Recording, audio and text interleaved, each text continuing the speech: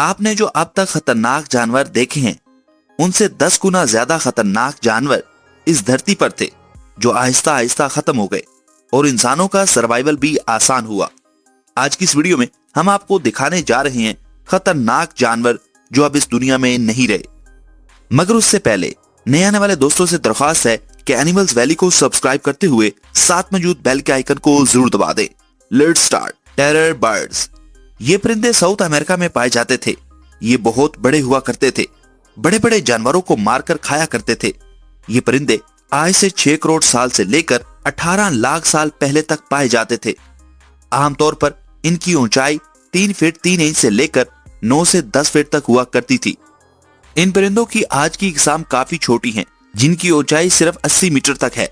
और आज से 26 लाख साल पहले ये परिंदे प्रवास करके नॉर्थ अमेरिका गए थे।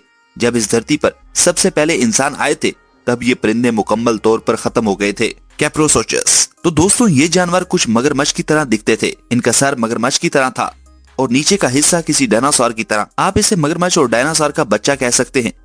ये बहुत ही खतरनाक जानवर हुआ करते थे। ये लगभग 20 फीट तक लंबे हुआ करते थे। इनकी खोपड़ी का ऊपर वाला हिस्सा 500 मिलीमीटर और निचला हिस्सा 600 मिलीमीटर हुआ करता था।